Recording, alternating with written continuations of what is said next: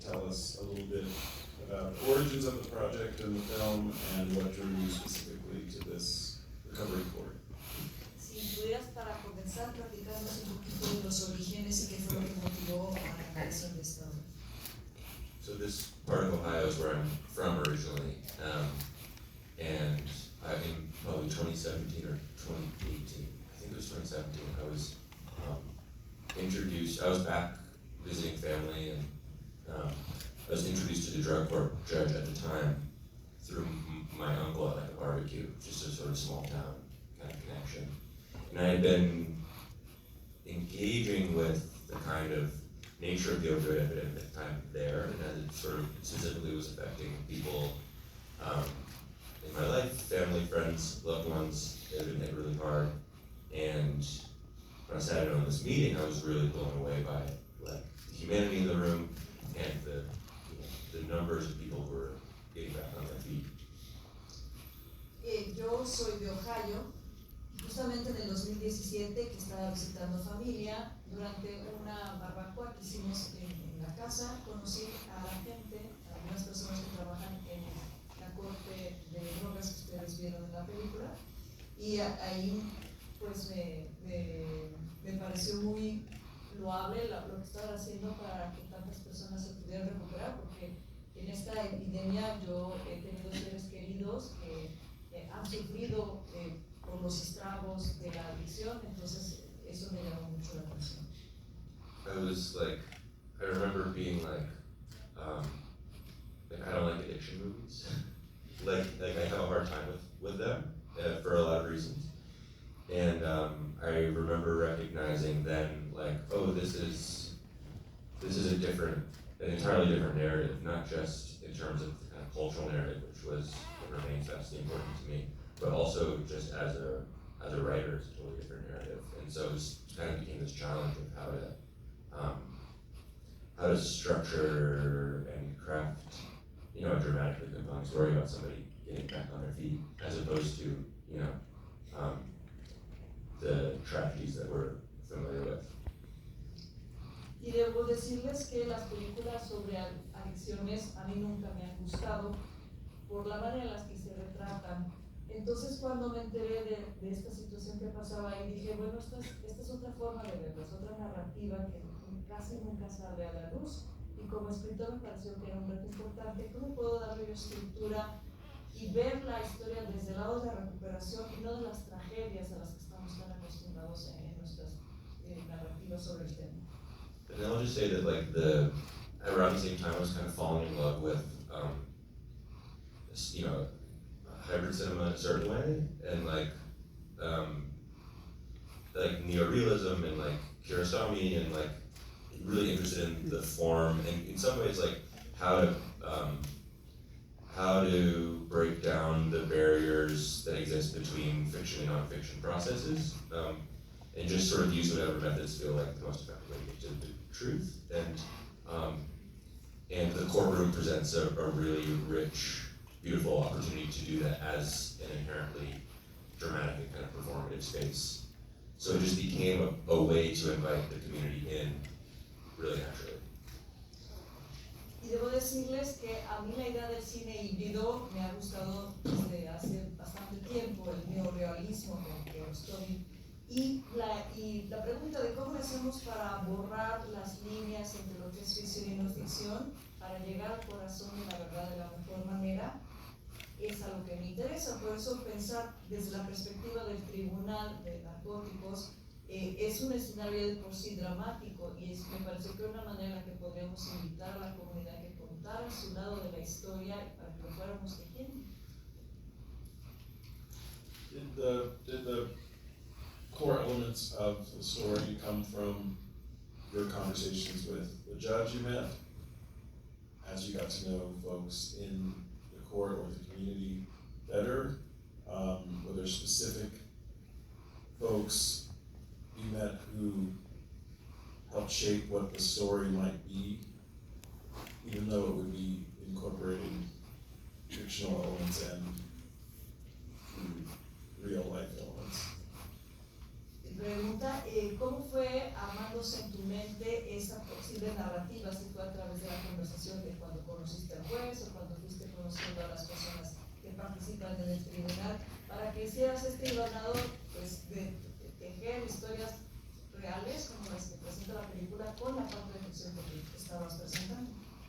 Yeah, I think that like really early on I knew the kind of trajectory of the film that I wanted to make, and the story I wanted to tell. And then I spent so much time, this is sort of a 5-year process, that, not including the short that preceded it, just the feature was 5 years, so there was so much, like relationship and community building that happened, and for instance, there was a moment where I was having coffee with somebody who was a graduate of this program, and he told me that the closest he got to relapsing was when his foster brother passed when he was in the program. And he told me that he had like really leaned on Annette, the program director, who is she's playing herself in the film. And immediately I felt like that's where this story needs to build towards, because of the kind of parallel paths. And it felt important to me to acknowledge both sides of what can happen while staying on the side of somebody who's continuing to rebuild and chart a path forward.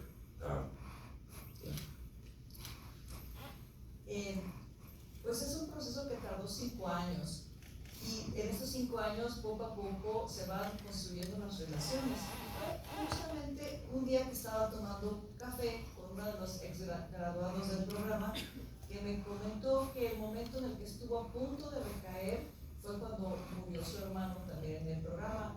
Y Annette, que sale aquí en la película, siendo ella su propia, se representa a sí misma, es quien le tendió la mano y lo sostuvo en esos momentos tan difíciles, y ahí fue cuando yo supe que tenía que llevar hacia allá la historia, porque estoy presentando tanto la narrativa de pues la recuperación, la esperanza, pero que siempre también está el potencial de que haya una recaída, y quería presentarlos estos dos lados para ir construyendo la historia de recuperación, que fue lo que acabó pasando.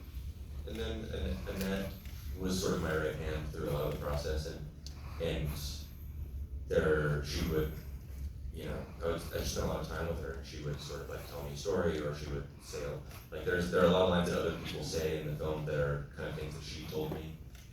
The Anna character has a line where she says like, if everybody leaves, who's going to be here for the people who don't? And that's something that Annette says a lot, that really always resonated with me. So yeah, so much of from the jump, this was a kind of community-made movie in a way. I was just sort of the I don't know, the engine or a point of view through it, and I wanted as much of like, the true stories and the textures and the experiences possible to come through a fictional filter that allows to tell the story as dramatic and effective as possible. Y Annette fue mi mano derecha mucho del proceso. Muchas de las citas que dicen de los personajes son de cosas que ella me dijo. Por ejemplo, ¿se acuerdan cuando Ana le dice, es que si todo el mundo se sale del pueblo, si todo el mundo se va, ¿quién se va a quedar para los que sí se quedan, para ayudarlos? Eso es algo que ella repite constantemente, y ahí se filtró a la película.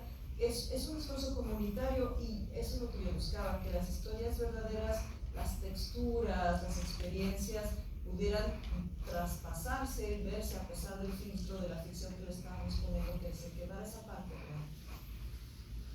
So, originally from this part of Ohio, but my family and I actually moved away when I was 6. And so, and we moved to this little town in Montana in the Rockies. And my dad's a fine art photographer, and he kind of moved us there because he fell in love with the landscape and as a place to make pictures.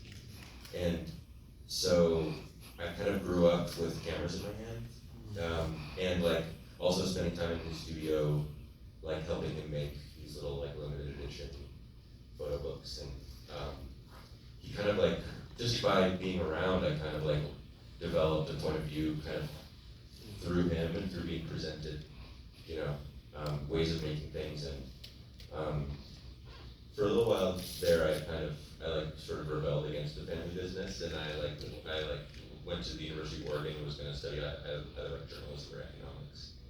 And then I had a professor there my first year who was like, you should be making movies, what are you doing? And taking economics classes. And so I applied to NYU and moved out and, go ahead. Bueno, nosotros, aunque nací en Ohio, nos mudamos cuando yo tenía 6 años a las Rocallosas, a Montana, porque mi papá es fotógrafo y pues se enamoró de las montañas y quería dedicarse ahí a la fotografía. Entonces yo pasé toda mi infancia con una cámara en la mano, por influencia de mi papá, en su estudio o creando algunos álbumes de colecciones especiales. Y me acostumbré a ver el mundo de lente como lo ve un fotógrafo, por la influencia de mi papá. Y en un momento que sí me quise revelar y dije, no voy a seguir los pasos de él. Y me metí a la universidad pensando que quería estudiar periodismo, economía, y fue ahí en la universidad que un profesor me dijo, ya no te hagas con todo, lo tuyo es el arte, la fotografía, regrésate. Y entonces por eso es que entré al NYU a estudiar, pues lo que hago ahora. So, yeah, so, NYU, after I was, doing what I think a lot of sort of film school students and my grads do, and kind of making shorts and trying to find your voice and way of making things. And I'd made a number of things in the years afterwards that, played at regional film festivals, but I sort of, I reached a certain point where I was feeling a little stuck, and it was right around the time that I started meeting folks in this drug court program, and because I'd become kind of disillusioned a little bit by like the kind of short festival circuit and like where I was at the time, it really freed me up to just make the thing that felt really personal to me in a personal process. I was making it for the community, but I wasn't making it for programmers, and that helped me find my process. And then the short film premiered in Berlin in 2020, and kind of as I was making it and after I finished it, I felt like I was so invigorated. It felt like I had unfinished business with the community and with the story and with this kind of process of making things. So I'm gonna continue towards the future. Cuando salí de la escuela de cine, como toda la gente que pasa por ahí, me estuve haciendo cortos, tratando de buscar mi voz, y hubo un momento que me sentía un poco atorado, y ya en ese momento empezaba yo a conocer a gente del programa, y como me sentí un poco desilusionado de los festivales en donde había estado presentando mis cortos antes, pues decidí, ok, vamos a hacer esto. Hice un corto sobre esta comunidad, pero no era para los programadores, era pensando en la comunidad que se presentó en el Bienal en el 2020, y eso me impulsó a decir, bueno, ¿sabes qué? No quiero que se quede nada más un corto, vamos a hacer un largometraje, vamos a seguir indagando qué más hay. So I mentioned wanting to ask you about Will. It's such an incredible performance. Congratulations to you and to him on this collaboration. So tell us a bit about connecting him on this project and working with him on this role. Y de que cuente un poquito de Will, el actor principal que vimos que hizo una actuación estupenda, cómo fue que se conectó con él, cómo se lo trajo al proyecto. We were, the short is, it's either all non-professional actors or a couple trained actors, but actors who weren't recognizable, really. And for a long time I felt like that, the film needed to be made that way. And then sort of through financing processes and starting to try to put the team together, Will read the script through his agent at WME and just reached out. And we met like the next day on Zoom, and he was just like, he just had such a heart for the story, and to me was so clearly, almost instantly, like the essence and sensibility of the character in a lot of ways. At least I could see that he had that in him. And we were kind of making the same movie already. Like it just in kind of dreaming up stuff and talking through in our first meeting, I realized like, it almost like we had already started working together. Bueno, en el corto primero que hice, habíamos tratado de tener, si eran actores que no fueran conocidos o fueran no profesionales, no reconocibles, Pero ya cuando empezamos con el emprendimiento más grande y estábamos trabajando con financiamiento y cómo vamos a hacer el equipo, la agencia de Will le enseñó el guión, la agencia WM, y Will inmediatamente pidió contactarnos. Entonces tuvimos una reunión por Zoom y desde el primer momento como que vimos que pues, el corazón de Will ya estaba en el proyecto. Es como si ya hubiéramos estado planeando esta película los dos juntos desde antes. Ahí noté que tiene la sensibilidad, todo lo que estaba yo buscando para este personaje. I, like many, have been a fan of his for such a long time, and I've recently been talking to somebody and been like, he's never like led a movie, and like, I would love to see that. And then like 2 weeks later, I got an email from him, and it was just clear alignment, and then he put so much into prep, into also like relationship building and community building. 2 trips with me, I think beforehand, and then like 4 weeks out there on the ground, coming with me to sober support meetings a couple times a week, working at an S farm on the weekends. Just really immersing.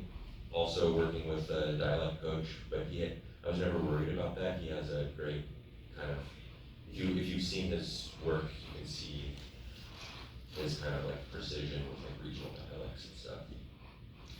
Yo ya era fan de Will desde antes y justo había estado yo platicando con alguien, este actor nunca lo he visto protagonizar nada y 2 semanas después me manda él el correo, entonces como que todo ya se estaba alineando en ese sentido. Y Will le dedicó bastante tiempo a construir una relación con la comunidad, hizo 2 viajes previos antes de la filmación, se pasó 4 semanas conmigo yendo a los grupos de apoyo, trabajando en una granja, haciendo con mucho trabajo de inmersión en el personaje. Contrató a un coach para que le ayudara con el dialecto, aunque para mí eso no me parecía que iba a ser tanto problema, porque veo que tiene gran habilidad lingüística en adaptar los acentos de los personajes que él ha interpretado. I remember like maybe 3 weeks out from production, meeting up with him for lunch, and he was like wearing some of the character's wardrobe. And then like 2 weeks out, meeting up with him somewhere, and his body language had like shifted. And then 1 week out, he was like, "Hey, just a heads up, I might start just like exploring the voice this week. Like, don't be worried if I sound and act completely differently." And by the time we were up and running on the first day in court,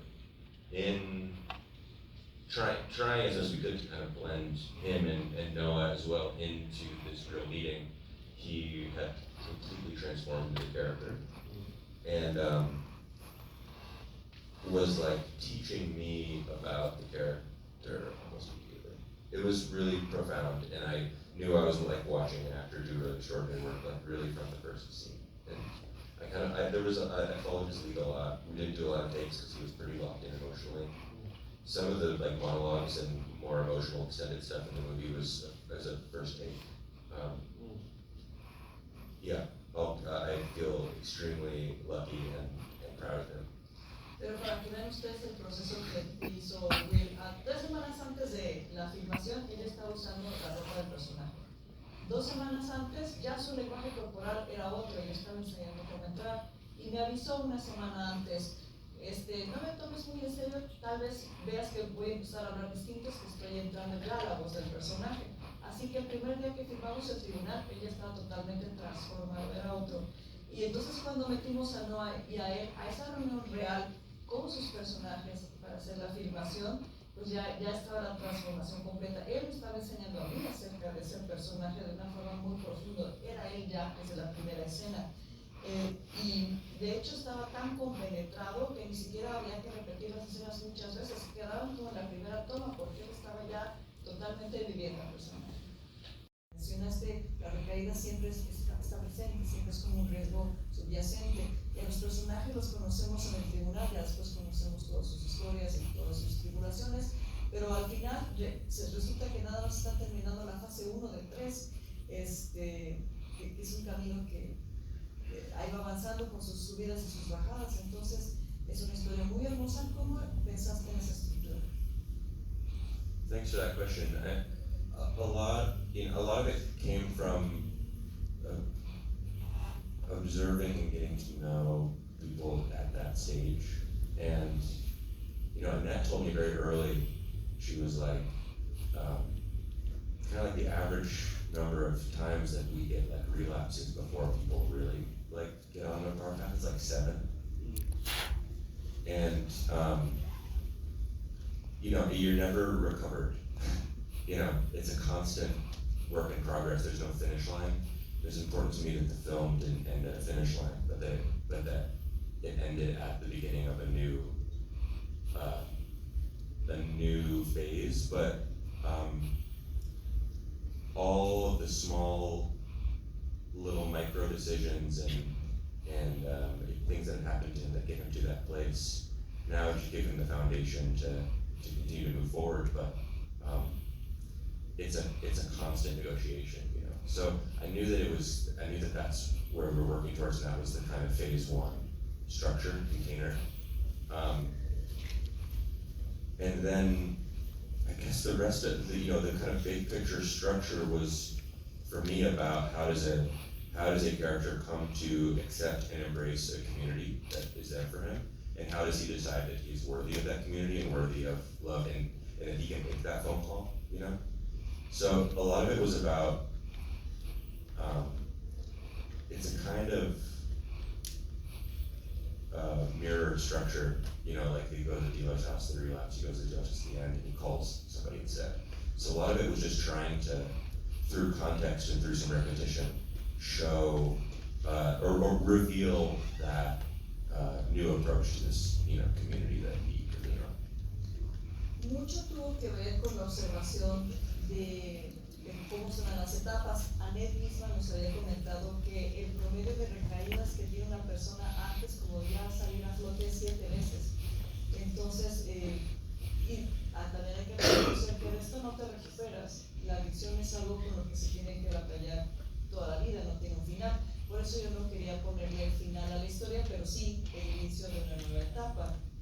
Y mi intención fue buscar a través de las micro decisiones que va tomando el personaje cómo va generando los cimientos para ir hacia adelante en esta negociación constante dentro del contenedor que creamos para la historia.